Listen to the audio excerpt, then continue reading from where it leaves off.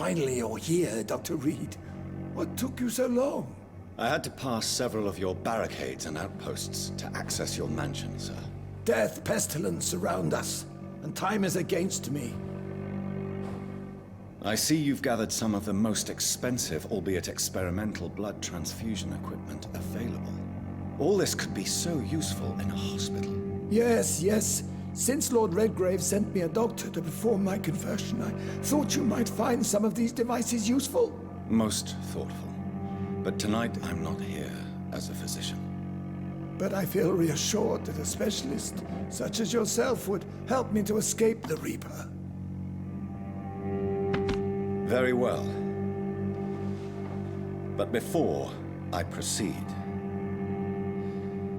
I have a few questions for you. If you must, but be quick, for I don't have much time left in this life.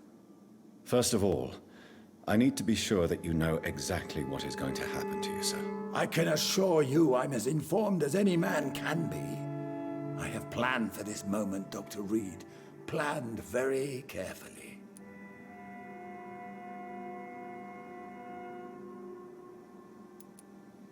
Sir, I'm going to end your life. Do you not wish to discuss the procedure for even a minute? I don't have a minute to indulge in idle chatter. I can't feel my legs, and the cold, so cold. I will become your maker. Do you understand what that means? Well, I certainly won't consider you my liege, or some such drivel. You can be assured of that. What do you know about the Guard of Priwen? What I do know is that I'll crush anyone or anything that would dare to oppose me. You'll need to feed on warm blood. Blood from mortals. How do you feel about that? I'm rich, Dr. Reed, and powerful. I'm sure I'll be able to acquire all the blood I need without ever having to sully my own hands. Let's move on then. Please, I'm cold and tired. I feel my life waning with every moment. But first, before you embrace immortality, what would you do with such a gift? That's a rather impertinent question, Dr. Reed, and I will do as I please. Answer me all the same. What will your first action be as an immortal? To save London, I will finance the most efficient quarantine ever seen. I will build a wall that will separate the sick boroughs from the healthy ones. Who gave you the right to decide the fate of thousands of people? My money. My money and my pending immortality gives me the needed authority, Doctor. I'm a businessman. I'm used to tough decisions. Quarantine is not a bad idea, medically speaking.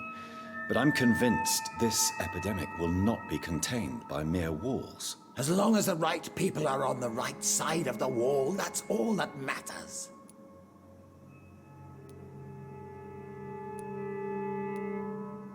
What if a new outbreak happens inside your walls? You'll have created a giant trap. That won't happen. As long as we dispose of anyone that is contaminated as soon as they are spotted. But you can't guarantee infection will not spread. Just one contagious carrier would be enough to create an apocalypse. The apocalypse is already knocking at the gate. We must be strong now. You really plan to build a quarantine wall across London? Yes, it will be tall and strong, separating the wheat from the chaff. By doing so, you will also create two separate prisons. Come, sir. An eminent doctor like yourself knows that such radical measures have proved efficient in the past. Let me guess. You mean to isolate the rich from the poor? This is a desperate measure for desperate times. England must prevail, Doctor, no matter the cost. I've heard enough. It's time to proceed. At last. All right, do what you have to do. If it hurts, so be it. I've been preparing such a long time for this.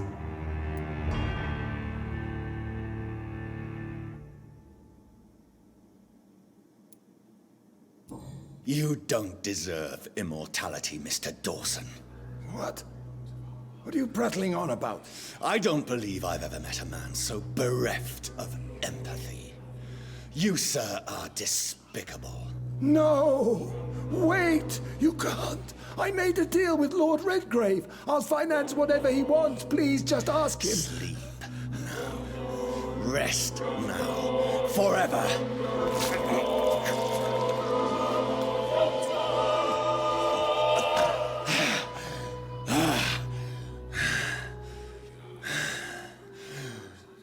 I would have lived forever. Who are you to decide my fate? Who gave you the authority?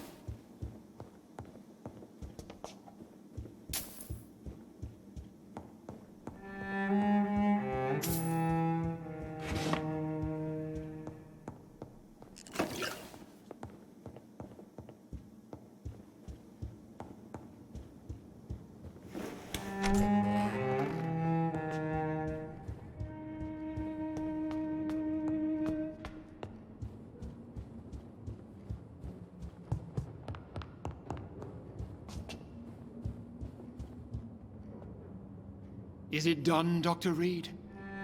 Is Aloysius Dawson reborn, as expected? Alas, Aloysius Dawson was not brought back to life after his death. The man is gone. What? What happened? He didn't survive the procedure. He was too weak. This is unacceptable, nevertheless. You were given the simplest task. Well, get rid of me then. From now on, you're an outcast. Banished. You are forbidden to ever appear in front of us again. Ascalon will smite you on sight, and your heart will be thrown to the rats. I'll leave you then.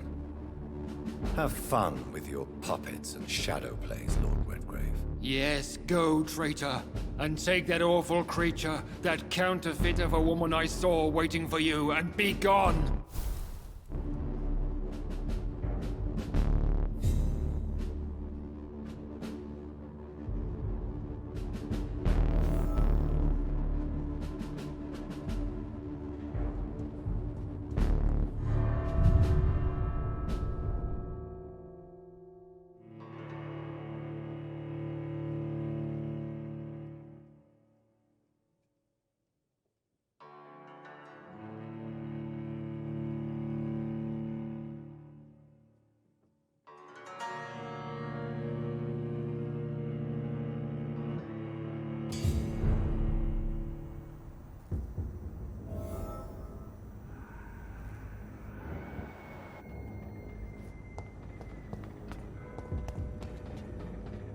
We meet again at the strangest of times, young Ekon.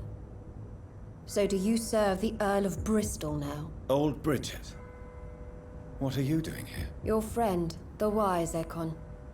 She sent me to warn you.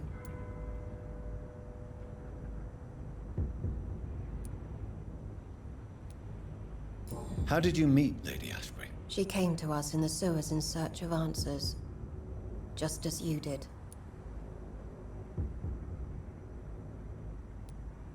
Lady Ashbury in the sewers? Now that's a sight I wish I'd seen. She said she was your friend, and that she sought the identity of your maker. So I answered her questions. What kind of answers did you give her? I knew nothing of your maker, but we talked. We talked a lot.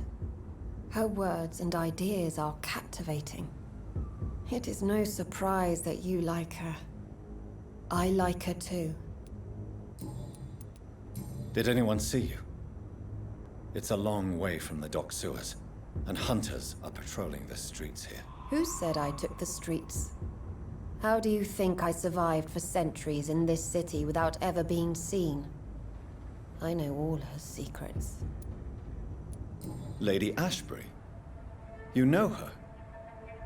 Tell me what's going on. The lady approached me but a few nights ago, wanting to meet the sewer skulls. Once she questioned Harriet Jones.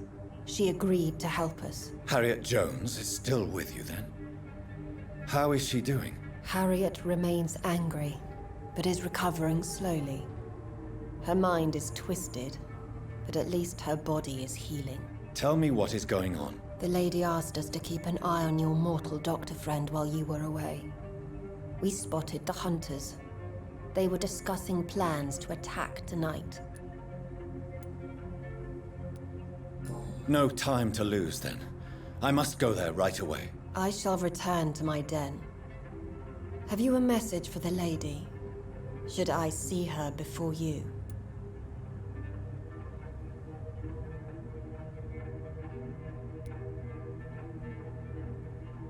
Tell her I worry about her. Do not, for she has had strength and wisdom for so much longer than you.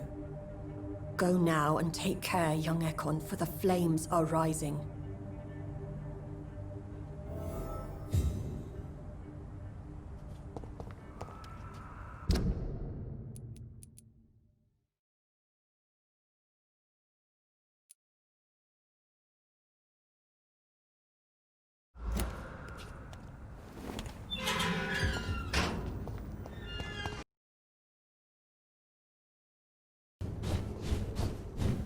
What is this truck? Are the vampire hunters here already?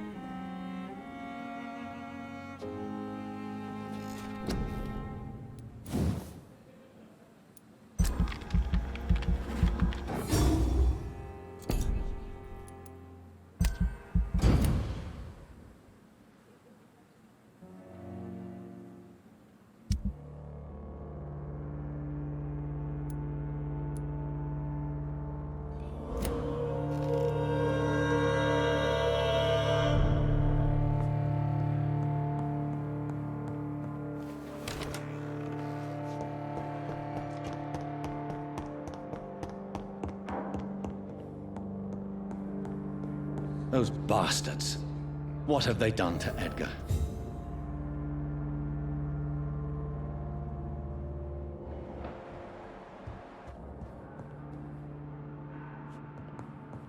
Looks like he's wounded.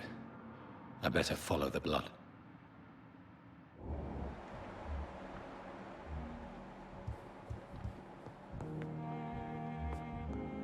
McCullum and his thugs are taking the credit for Edgar's abduction. They really mean business.